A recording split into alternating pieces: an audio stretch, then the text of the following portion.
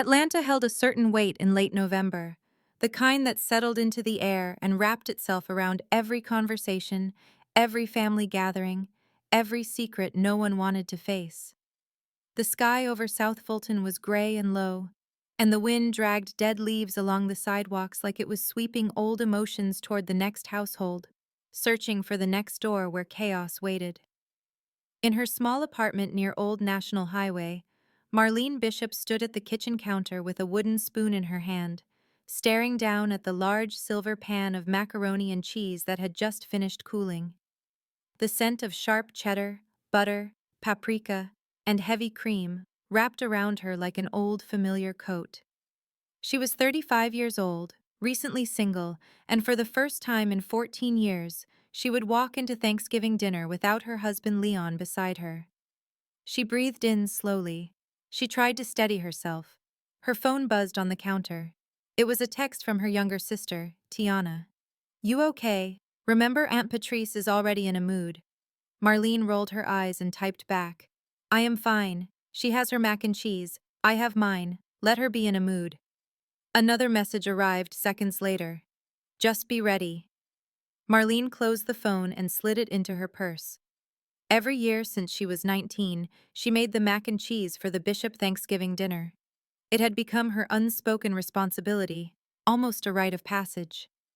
Her grandmother taught her the recipe before she passed, and everyone in the family agreed that no one could make it like Marlene.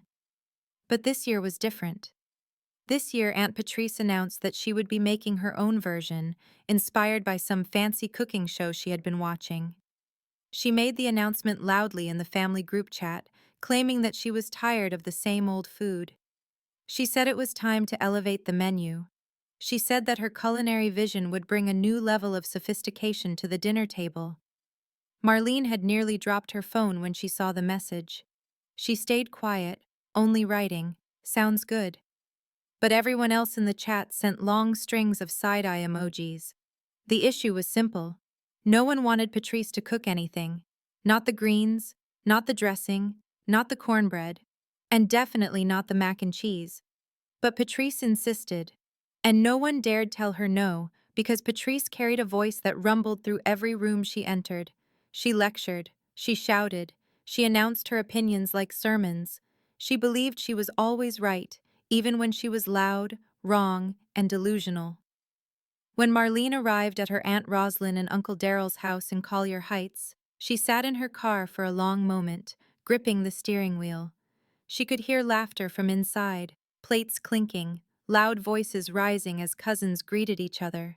The holiday energy vibrated through the windows. She lifted the pan of mac and cheese from the passenger seat. It was heavy and warm, and the golden crust shimmered under the foil. She stepped out of the car, squared her shoulders, and walked toward the front door. She barely had time to knock before the door flew open and her cousin Shane bounded out. Shane grinned when he saw the pan. "Thank the Lord," he said. "I was praying you brought the real one." Marlene smirked. "Where's the fake one?" "In the kitchen. And it looks like a science experiment from middle school. Nobody touched it yet. Everybody's scared." Marlene stepped inside and felt the familiar wave of heat from the ovens in the crowded living room. Her family was loud, colorful, and unapologetically dramatic. Aunts debated politics near the window. Uncles argued about football scores by the television. Children chased each other through the hallway. She moved toward the kitchen, and there she saw it. A tray of what Patrice called gourmet macaroni and cheese. The noodles were pale and limp beneath a thin layer of breadcrumbs. The cheese looked suspiciously watery. Someone had poked it with a spoon and left the spoon standing straight up, anchored in place like cement. Marlene raised an eyebrow. "Well, that explains the panic." From behind her came a sharp voice. "Marlene, you are finally here. Took you long enough." She turned. There was Aunt Patrice in a bright orange sweater, thick gold bangles dangling from her wrist, and a frown carved deep into her face. She was in her mid-50s, tall, formidable, and she moved with an air of superiority that she never earned but always demanded. Marlene forced a polite smile. "Happy Thanksgiving, Auntie."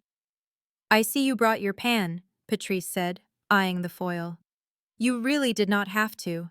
I told everyone I was handling mac and cheese this year. My dish is already right there. She gestured to her sad pan of culinary disaster. Marlene kept her smile, although it trembled. Family asked me to bring it, so I did. Patrice sniffed, clearly offended. People fear change, that is all. They will try mine and see the difference real skill makes. Marlene lifted her pan and placed it gently on the counter. The moment she removed the foil, several cousins wandered in, as if pulled by the scent of real cheese and seasoning. Now that is the real one, Cousin Layla whispered. Thank God, muttered Uncle Darrell. I knew you would save us, said Cousin Marcus. Patrice glared at every single one of them. The room grew thick with unspoken tension, like someone had set two ticking clocks next to each other waiting to see which would explode first. Marlene stepped back, folded her arms, and braced herself. This Thanksgiving was already on fire, and dinner had not even started yet. The dining room table at Aunt Rosalind's house always looked like a battlefield on Thanksgiving, long before the first argument even began. There were folded napkins that never stayed folded, forks that clattered against ceramic plates, chairs that wobbled no matter how many years Uncle Darrell swore he would fix them, and a mix of perfumes, colognes, and kitchen spices that made the air thick and lively. But this year the tension flowed through the space like smoke from a slow-burning fire. It drifted between relatives, curled itself around conversations, and waited for the right spark to ignite everything. Marlene helped carry dishes from the kitchen into the dining room. Her cousins followed, placing trays of collard greens, candied yams, dressing, sweet rolls, turkey, and ham along the length of the table. Everyone skillfully avoided touching the pan of mac and cheese that Patrice had placed near the center, like a trophy that no one wanted to claim. The moment Marlene set down her own pan on the opposite side, half the room leaned in closer. Lord, look at the crust, whispered Cousin Janine, as if staring at a masterpiece. That looks like heaven baked in a pan, said Cousin Donovan. I want a corner piece. Nobody take my corner piece, Shane announced loudly. Patrice stood stiffly near the doorway, her eyebrows raised so high they nearly touched her hairline. She looked as if she swallowed a lemon, but was determined to pretend it tasted like sugar. Aunt Rosalind called the family together. Everybody come on, stop wandering, it is time to sit down. Chairs scraped, voices hushed slightly, children scrambled into seats. Patrice marched forward and sat directly across from Marlene, her chin lifted like she expected applause simply for existing. As the prayer ended and the serving began, people reached eagerly for the dishes closest to them. Cousins passed greens, rolls, and turkey. Plates filled quickly with color and steam. But one thing was undeniable. No one touched the pan belonging to Patrice. Not one spoon, not one lift of the foil, not even a curious glance. Instead, hands reached for Marlene's dish so fast that they created a small traffic jam of elbows and side comments. Move your hand, I was here first, said Marcus. You are blocking the cheese, let me get some, Janine argued. You not even supposed to have seconds yet, Layla scolded Shane, who already had a portion the size of a small mountain. Marlene kept her eyes on her plate, trying not to smile. She knew this would bother Patrice, but she did not want to pour fuel on the fire before the flames even rose. However, Patrice noticed everything. Her gaze tightened, her jaw flexed, her nostrils flared just enough to signal that she was unraveling inch by inch. Finally, she slammed her fork onto her plate, the sound sharp enough to silence half the table. So everyone ignoring my food today. Is that what we are doing? Uncle Darrell froze mid-bite. Aunt Rosalind stiffened. A few cousins exchanged looks of panic. Marlene exhaled through her nose. Here it was, the spark. I worked very hard on that dish, Patrice continued. But of course, this family only values one person's cooking, one person who thinks she is better than everyone else just because she can pour cheese on noodles. Marlene looked up slowly. I never said that, Auntie. You never had to, Patrice shot back. The whole family treats you like you are some kind of gift from the kitchen heavens. Meanwhile, I try one new thing, and everyone acts like I put poison on the table. Cousin Marcus muttered under his breath. We were worried you might have. Patrice snapped her head toward him. What was that, Marcus? Before he could respond, Aunt Roslyn cut in. Let us keep the peace at this table. But the peace had already packed its bags and left the house. Patrice turned her focus back to Marlene, eyes narrowed. You waltz in here acting like everything is perfect in your life, simply because your dish is the favorite. But you are not perfect, Marlene. Your marriage just fell apart. Maybe you should spend more time trying to fix that instead of trying to outshine everyone. The table went silent. Children stopped chewing. Every adult held their breath. Marlene felt the words hit her like a slap. Direct, harsh, unexpected. But she did not flinch. She placed her fork down gently and folded her hands in her lap. Auntie, if you want to discuss broken relationships, we can do that. But you should remember that you have been married and divorced 3 times. So if we are comparing failures, I believe you have a much longer list. Half the table gasped. One cousin choked on a roll. Another whispered, "Oh my goodness," loud enough for everyone to hear. Patrice sat rigid, her eyes wide, her mouth parted just enough to show that Marlene's words had struck home. You did not need to say that, Patrice sputtered. You did not need to bring up my divorce, Marlene replied calmly. You went low first. Whispers spread through the table like wildfire. Cousins exchanged shocked glances. Aunt Roslyn covered her mouth. Uncle Darrell stared at his plate as if praying for an escape route. Then the lines began to form. Literal sides of the table shifted their opinions aloud. Patrice did not have to go for her like that, Layla said. Still, Marlene went too far, Janine argued. No, she did not, Shane countered. She told the truth. Within seconds, cousins were debating, aunts were whispering in cliques, and the energy collapsed into chaos. Chairs scraped, voices layered over one another. The room filled with loud, messy sound. Patrice stood so quickly that her chair toppled behind her. I see how this family is. I see it clearly. She grabbed her purse and stormed out of the dining room, expecting the entire family to rise and follow her. And most of them did. Uncles hurried after her. A few aunts rushed behind. Several cousins stood and joined her dramatic march toward the living room, mumbling about loyalty and respect. Marlene remained seated, feeling the weight of the moment settle over her like dust after a building collapse. Her heart hurt, but she refused to show it. She stared down at her half-eaten plate, her face calm but her chest burning. For a moment she wondered if she had ruined the holiday. But then she heard footsteps approaching slowly. Her younger siblings, Tiana and Raymond, stepped into the dining room and sat beside her. Tiana touched her arm. She was rude, Marlene, and jealous. Everybody knows it. Her food never tastes right. Raymond nodded. And you stood up for yourself. You were honest. We are here with you. Always.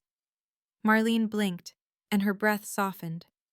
The 3 sat together at the now quiet table. And for the first time that day, Marlene felt like she was not alone.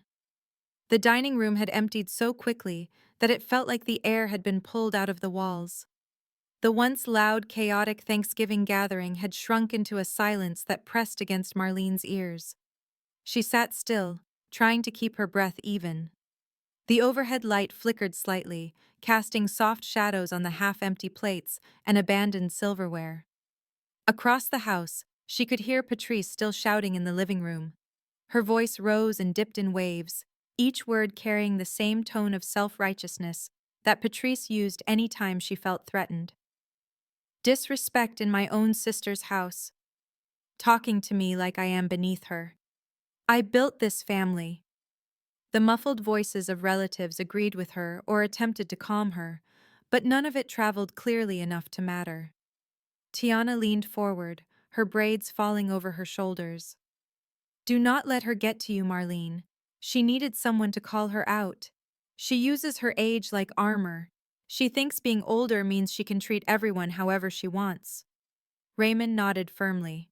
She picks on you because she knows the rest of the family loves your cooking and respects you. She hates when the attention is not on her. That is her problem, not yours. Marlene closed her eyes for a moment. Maybe I should not have said anything about her marriages. Maybe I went too far. Tiana shook her head. No. She threw your divorce in your face. She wanted to humiliate you. You defended yourself. That is not wrong. We all saw how she came for you. Raymond rested his elbows on the table. Besides, you said nothing but the truth. Patrice fights with every husband she gets. Everybody knows that those relationships fall apart because she treats them the same way she treats us. Loud, controlling, and always acting like she is the only one who matters. Despite the tension in her chest, Marlene let out a slow exhale. I just wanted one peaceful holiday. One dinner where no one was attacking me for something I did not do. You did everything right, Tiana said. You brought your dish like you always do. You stayed polite. You tried to be peaceful. She chose drama. She wanted a scene. That is not on you. Raymond pointed toward the kitchen. And look at that pan. It is almost empty. Everybody ate your food because it tastes good. She is mad because her dish is sitting there untouched like it is radioactive. That last remark forced a soft laugh out of Marlene. She looked toward the kitchen counter where Patrice's pan still sat untouched. The breadcrumbs on top had already gone soft, and the noodles underneath looked even less appealing now that they had cooled.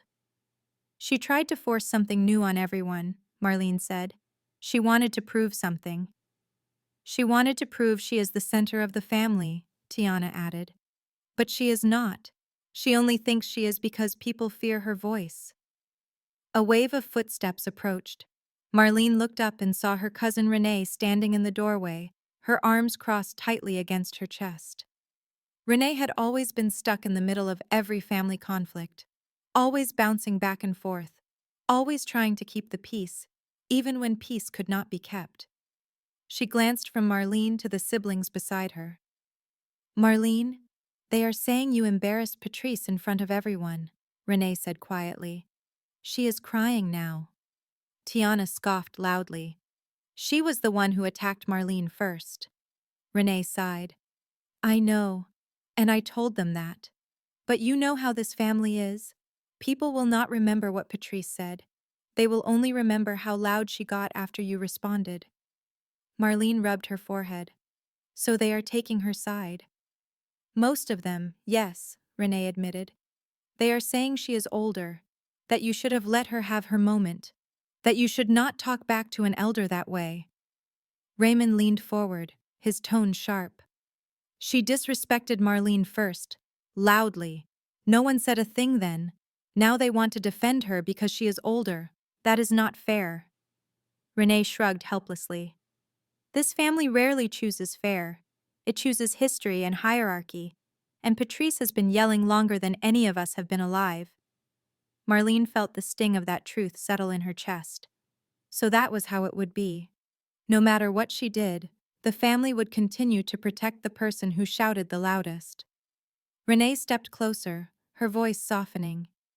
For what it is worth, I think you handled yourself well. You did not start the conflict. You only responded. But they want to stick with Patrice because they always do. Marlene nodded. Thank you for telling me. Renee reached out and squeezed her shoulder gently before walking back toward the living room. As soon as she was gone, Tiana spoke up again. You know what this is really about, right? Marlene raised an eyebrow. What? She sees you rebuilding your life. She sees you finding confidence again. And she hates that. Patrice thrives when others feel small. But you are not small anymore. That scares her. Raymond added. Also, your cooking is better than hers. That part really does not help her pride. Marlene let out a weak laugh, but her heart felt heavy. She stared down at the tablecloth, remembering all the years she had tried to keep the peace, all the years she held her tongue, all the years she accepted insults to avoid conflict. I used to think this family loved me, Marlene whispered. They do love you, Tiana insisted. Then why do they defend someone who treats them badly? Because they are used to it, Raymond answered. Footsteps approached again. This time it was Aunt Roslyn, her face pinched with stress and worry. She stopped at the head of the table and let out a weary sigh. Marlene, she said softly, your aunt wants you to apologize. Marlene stared at her plate. Of course she does. And most of the family thinks it would be best, Roslyn added. Best for who? Marlene asked. Roslyn hesitated. For the peace of the evening. Tiana rose from her seat immediately. No, absolutely not. Marlene will not apologize for defending herself. Raymond stood as well. Patrice was wrong. Marlene does not owe her anything. Roslyn lifted her hands in surrender. I am only delivering the message. I am not choosing sides. I just want the tension to end. Tiana scoffed. The tension will end when Patrice learns to mind her own business. Roslyn sighed again. Just think about it, Marlene. Please. She turned and walked away, leaving the three siblings alone again. Marlene closed her eyes. I already know how this family works. It will not matter what I say. They will choose her. Tiana shook her head. Then let them. We choose you. Raymond nodded with quiet certainty. We are here. We are staying right here with you. Marlene breathed in slowly, letting the weight of their words settle into her chest. Family may choose sides. Family may fall apart. Family may betray. But the ones who stayed beside her now were the ones who mattered. And deep down, she already knew the truth. The evening was far from over. There was more to unfold, more conflict to rise, more tension to break through, and she was finally ready to face it. The noise from the living room grew louder, a rumble of opinions blending together until every voice seemed to overlap. There was an unspoken rule at family gatherings that disagreements should be handled quietly, preferably outside or in someone else's bedroom. But this year, that rule had evaporated. Tension sat everywhere like thick fog, and no one knew how to clear the air without making the situation worse. Marlene remained seated at the dining room table, tracing her fingertip along the embroidered pattern of the tablecloth. The lace edges had been handmade by her grandmother years before. Seeing it reminded her that the woman who taught her to cook, who taught her patience, who taught her grace, would not have approved of the chaos filling the house now. But she also knew her grandmother would not have wanted her to shrink herself for the sake of someone else's comfort. Voices suddenly rose again from the living room. I am the elder in this family, Patrice declared loudly. She should respect me. I have been through more than she can imagine. I deserve better treatment than this. Someone muttered something back, something Marlene could not hear clearly, but it only fueled Patrice's outrage. She embarrassed me, Patrice continued, in front of everyone, and all because she is upset about her marriage failing. That girl is angry, she is unstable, she should not be talking to me that way. Raymond clenched his jaw. See? She is really trying to rewrite the whole thing. This is why you could not let her get away with it. Tiana shook her head. She wanted to provoke you. She wanted to use your pain as a weapon. That is cruel. Marlene felt her stomach twist. Maybe I should step in. Maybe I should explain. Raymond held up a hand. No, she wants a stage. She wants your attention. The more you talk, the more she will twist your words. Before Marlene could respond, Aunt Roslyn appeared again in the doorway. Her expression was tense, tired, and strained, as though she had aged 5 years in the last 20 minutes. Marlene, she said, her voice carrying a forced calm, your aunt is very upset. She believes you disrespected her. She is asking the family to choose sides. Tiana scoffed. She already knows the family will choose her. That is why she is doing it. Roslyn hesitated, clearly wanting to offer comfort, but not knowing how. The truth is, most of them want to support her. They feel obligated. She has always been forceful. She has always been loud. Many do not want to upset her further. So they would rather upset me, Marlene said softly. Roslyn winced, but did not deny it. People want peace, Marlene, but sometimes they choose the person who screams the loudest, rather than the person who actually deserves peace. She looked at Marlene with sad eyes before returning to the living room, leaving the siblings behind once again. Raymond sighed heavily. This family is predictable. They bend toward whoever has the strongest voice, even if that voice is destructive. Tiana leaned closer to Marlene. You are not alone. We are right here. The siblings sat in silence for a moment until the living room suddenly erupted again.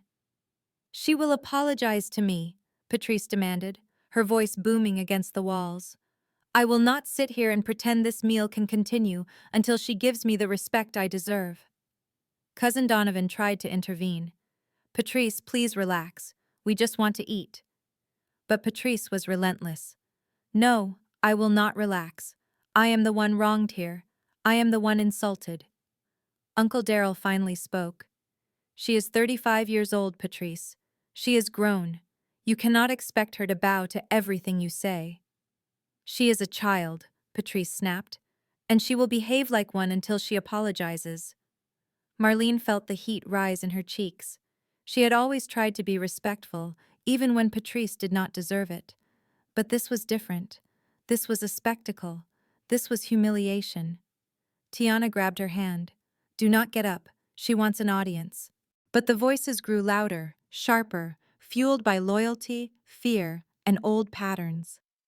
A few cousins chimed in, claiming Patrice had always been the backbone of the family, that she had hosted countless dinners, that she had paid for cousins' school supplies, that she had helped raise some of the children. The list went on, painted with exaggeration like an old family legend. Marlene shook her head. This is not worth it, she whispered. Raymond frowned. You did nothing wrong. I know, Marlene said, but this room feels heavy. I feel drained. I need to breathe for a moment.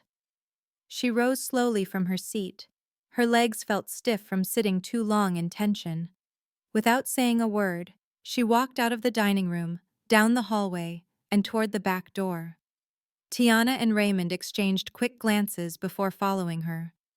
Outside, the November air was cool and crisp. A string of small decorative lights hung across the backyard fence, glowing faintly as the evening sky darkened. Marlene wrapped her arms around herself and inhaled deeply. The smell of pine, soil, and distant barbecue drifted through the air. Raymond stepped beside her. You did nothing wrong, he repeated. Tiana nodded. Let them pick their sides. Loyalty that shallow is not loyalty at all. Marlene stared at the ground. I grew up believing this family was unbreakable. I thought no matter what happened, they would have my back. Raymond shook his head. People hide behind tradition and age. They confuse respect with obedience. They think silence is the same as love. Tiana stepped closer. But we know better. We grew up around the same people. We watched the same tension. We survived the same chaos. We know the truth. Marlene looked at her siblings, their faces illuminated by the dim backyard lighting. Tiana looked fierce and protective. Raymond looked steady and calm. Both of them stood beside her without hesitation. I do not know why this hurts so much, Marlene whispered. Because you care, Tiana said, and because you deserved better from them. A sudden slam echoed from inside the house. The back door flew open, and Patrice stepped out onto the porch. Her face was red with anger, her hands planted on her hips. So this is where you ran off to, Patrice said, her voice rising, hiding in the backyard like a child who got scolded. Marlene straightened her spine. I am not hiding. You embarrassed me, Patrice snapped. You humiliated me in front of my own family. You humiliated yourself, Tiana muttered. Patrice ignored her, focusing entirely on Marlene. You think your little dish makes you special. You think this family depends on you. Let me tell you something, Marlene. They have chosen me. They always will. You are alone in this. Marlene felt her heart twist, but she remained still. You are jealous, Patrice continued. Jealous that I have wisdom. Jealous that I have age. Jealous that I have authority in this family, and jealous that even with your little cooking skills, you will never be me. Marlene stared at her, calm and firm. I do not want to be you. Patrice blinked hard, taken aback for a moment. Marlene continued. You think this family chooses you because they love you, but they choose you because they fear your anger. They choose you because it is easier than confronting you. That is not respect. That is fear. And fear is a terrible foundation for loyalty. Patrice opened her mouth, but no words came out. Marlene stepped past her, toward the door. I am done arguing, she said quietly. I will not apologize for telling the truth. I will not apologize for defending myself. And I will not apologize for being tired of pretending your behavior is acceptable. As Marlene walked back inside, Tiana and Raymond followed close behind. Patrice remained on the porch, frozen, stunned, her anger finally cracked by the one thing she never expected: the truth. The warmth of the house hit Marlene like a wall when she stepped back inside. The living room was crowded, and the moment she re-entered, every conversation halted. Eyes turned toward her, some wide with shock, some narrowed with judgment, and some filled with a quiet sympathy they were too afraid to speak aloud. Aunt Roslyn, positioned near the fireplace, twisted her hands anxiously.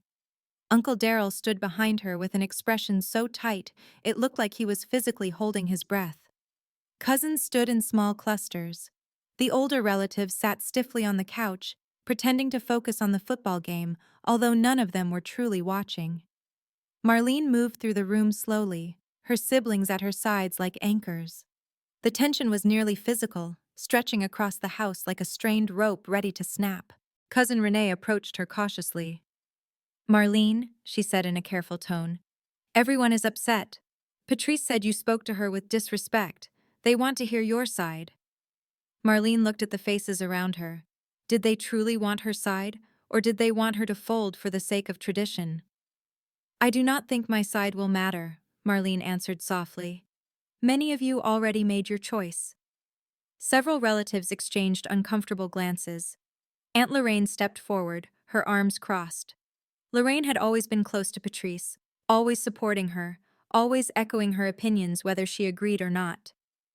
Patrice has been part of this family longer than you have been alive, Marlene. She has led this holiday for decades. To speak to her with that tone was unacceptable. Tiana stepped in quickly. She spoke to Marlene with disrespect first. She attacked her marriage. None of you said one word when she did that. Lorraine lifted her chin. Patrice speaks bluntly. That is her way. Raymond scoffed. And what about Marlene's way? What about her feelings? Why is Patrice allowed to be blunt, but Marlene must be silent? Lorraine hesitated. Because Patrice is older. Tiana threw her hands up. Age is not a free pass for cruelty. The room buzzed with shifting loyalties, subtle murmurs, and uncomfortable truths. But then Patrice stormed in through the back door, drawing all attention to herself. Her face was flushed, her hair slightly windblown from her dramatic exit. She took her place in the center of the living room like it was a stage built only for her. I will not stand here and be disrespected, she declared loudly. This is my family. This dinner is my tradition. And I will not allow anyone, especially someone whose life is in shambles, to speak to me like I am beneath her. A chorus of gasps filled the room. Marlene stood still, refusing to let the words sink under her skin this time. Patrice continued. You think because you cook one dish well that this family revolves around you. You think your little siblings following you around means you are someone important. Let me make this clear, Marlene. You are not the center here. You are not the leader here. You are simply a guest in the home of people who feel sorry for you. Raymond stepped forward with fire in his eyes. No one feels sorry for her. They respect her more than they respect you. Patrice whipped her head toward him. Stay in a child's place, Raymond. I am 22, he shot back. And I have more sense than you have shown today. Tiana joined him. Patrice, you created this mess. You insulted her. You started this chaos. No one ignored your food to hurt you. They ignored it because it looked bad. A ripple of shock spread across the room. Several cousins looked away, trying not to laugh, but failing to hide their smirks. Patrice trembled with outrage. My cooking was adventurous, elevated, creative. Your cooking was dry, Tiana said plainly. So dry that the spoon stood up in it like a tree trunk. A burst of laughter escaped from Cousin Donovan before he slapped a hand over his mouth, realizing too late that the sound filled the room. Patrice glared at him. You all think this is funny. Marlene spoke then, quiet but steady. I never wanted to compete with you. I never wanted a battle over food. I never wanted this argument. But you attacked me the moment you saw people enjoying my dish. That was your choice, not mine. You humiliated me, Patrice repeated. You humiliated yourself by trying to shame me about my divorce, Marlene replied. That was cruel and unnecessary, and you know it. The room fell into a long, tense silence. Finally, Cousin Janine stepped forward. She had always been one of the quieter family members, rarely choosing sides, rarely speaking in conflicts. She cleared her throat. I think Patrice was wrong. She should not have said that. Marlene did nothing wrong. Patrice glared at her. So now you turn against me too. Janine shook her head slowly. I am not turning against you. I am telling the truth. Several other cousins murmured in agreement, though not all were brave enough to speak. But then, as expected, the older relatives rallied behind Patrice. Aunt Lorraine placed a hand on Patrice's shoulder. We know you did not mean harm. You spoke from emotion. You have always cared deeply for this family. We understand. Uncle Gregory nodded. Patrice has always been here for us. We support her. Cousin Renee sighed sadly. This is what I meant earlier. People will choose the louder person. Tiana folded her arms tightly. So they are choosing her over Marlene. No one responded aloud, but the answer was already clear. The room was splitting, and the division cut sharply across generations. Patrice lifted her chin triumphantly. This family stands with me. Marlene felt a slow ache rise in her chest. Not from Patrice's words, not from the unfairness, but from the realization that the people she had loved her entire life were willing to turn their backs on her to protect someone who treated them poorly. She inhaled deeply. I understand, she said softly. If this is how you all feel, then so be it. She did not cry. She did not yell. She did not defend herself further. She simply turned away. Come on, she whispered to Tiana and Raymond. The siblings followed her toward the hallway. Behind them, the living room buzzed with whispers, judgment, and misguided loyalty. But Marlene did not look back. She refused to give Patrice the satisfaction. The hallway felt colder and quieter than the rest of the house. Marlene walked slowly, her hands sliding along the wall for balance. Each step carried the weight of every memory she ever had of this family, every holiday she had spent cooking, serving, laughing, and trying to keep the peace. The noise from the living room faded behind her, muffled by the thick walls and the heavy truth that settled on her chest. She reached the small guest room near the end of the hall and pushed the door open. Inside was a neatly made bed, a dresser lined with framed photographs, and a single lamp that cast a warm, soft glow. It was quiet, peaceful, detached from the chaos that churned in the rest of the house. Tiana closed the door behind them. You do not have to face them again if you do not want to, she said. We can leave right now.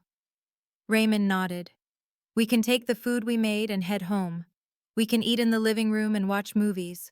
We do not need to stay here and let them hurt you. Marlene sat on the edge of the bed, her hands resting in her lap. I do not know what to feel, she admitted. Part of me is angry, part of me is embarrassed, part of me is hurt, and part of me just wants to leave and not look back. Tiana sat beside her. You are allowed to feel all of that. You are allowed to be tired. What they did was wrong, and you do not have to fix it. Raymond sat on the floor near her feet. You held everything together for years. You have been the one who cooked, who helped, who supported everyone. They forget how much you do because they expect it. They take your kindness for granted. Marlene lowered her head. I thought they loved me. They do, Raymond said softly. But love does not always mean fairness. And this family has long confused loyalty with silence. Tiana squeezed Marlene's hand. You are not alone. You have us. And we love you without conditions. A quiet knock sounded at the door. Marlene tensed immediately, expecting Patrice or one of the older relatives. But when the door cracked open, Cousin Donovan stepped inside carefully. He looked around awkwardly before closing the door behind him. I wanted to check on you, he said. Marlene nodded, unsure of what to say. Donovan continued. I know the living room looks like a mess right now.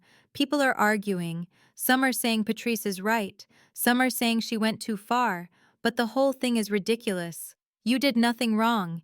Anyone with eyes could see she attacked you because she felt threatened. Tiana smirked. She definitely felt threatened. Donovan nodded. And nobody wanted to admit it, but her dish really did look horrible. Nobody touched it. Not even Uncle Darryl. He tried to pretend he did not notice it, but he kept looking at Marlene's pan like it was a lifeline. Raymond laughed softly. I saw that too. Donovan sighed. I know the older relatives will always take her side because they have fear mixed with habit. But not everyone agrees with her. People are just scared to speak up.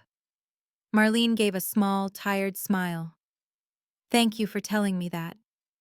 Donovan stepped closer. I also want to say something else. You handled yourself with dignity. You did not stoop to her level. You could have said much worse, but you stayed calm. You told the truth, and she had no idea how to deal with that. Marlene exhaled slowly. I am just tired. Donovan placed a gentle hand on her shoulder. Then rest. You deserve it. He left the room quietly, and the moment the door closed again, Tiana turned toward Marlene. You heard him, she said. Not everyone chose her. Some are too scared to stand up to her, but they know she was wrong. Raymond nodded. And we choose you. Always. A silence settled over the room again, but this time it felt warm, comforting, and protective instead of cold and heavy. The three of them stayed together for several minutes, letting the emotions settle. Then Marlene spoke.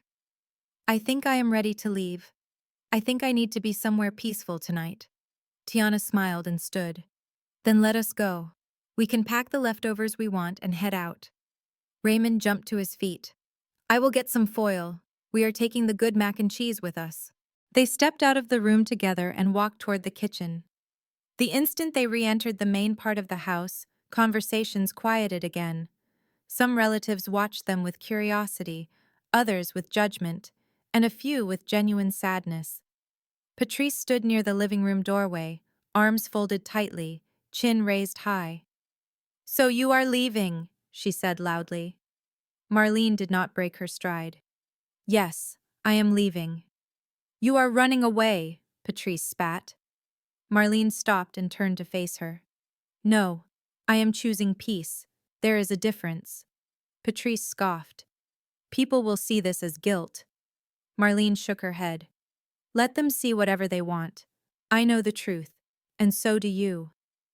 Patrice opened her mouth to respond, but Marlene turned away before she could speak. With quiet purpose, Marlene walked into the kitchen. Tiana helped pack the dishes. Raymond wrapped the leftovers. The three worked together with silent efficiency. Just as they prepared to leave, the younger cousins emerged from the hallway. All of them were under 25, all of them carrying conflicted expressions. Cousin Jade stepped forward first. Marlene, we just wanted to say we saw what happened, and it was wrong. Patrice was wrong. She was mean for no reason. Cousin Malik added, her cooking is not good. We did not eat it because we did not want to insult our stomachs. A ripple of laughter spread among the younger group. Cousin Brielle stepped forward. You deserve better than what happened today. You deserve people who appreciate you, people who do not tear you down for doing nothing wrong. Raymond looked at them with surprise. So you all are with us? Malik nodded. Yes, because we know what real respect looks like. And we see that in you, not in her. The cousins gathered around Marlene, forming a small circle of support. Their arms reached out, their hands wrapped around her shoulders, and their warmth surrounded her like a shelter. Jade whispered, "Real family is the family that stands by you, not the ones who stand by tradition. We see you, we appreciate you, and you are not alone." Tears filled Marlene's eyes, but they were not tears of sadness. They were tears of relief, of gratitude, of quiet healing. She embraced them all. The room around her faded. The noise disappeared. The tension lifted. In that moment, she felt something she had longed for her entire life. True family. Not the one bound by blood alone, but the one bound by love, loyalty, and truth. As she stepped out of the house with her siblings and cousins surrounding her, the cold evening air touched her skin. She inhaled deeply. For the first time all day, the air felt fresh. It felt new. It felt free. She climbed into the car with Tiana and Raymond beside her, with cousins waving behind them. As the engine started, Marlene realized something profound. Family is not always who shares your name. Family is who stands in your corner when everyone else refuses to see you. And in that moment, surrounded by the people who truly cared, she felt whole, she felt seen, she felt home.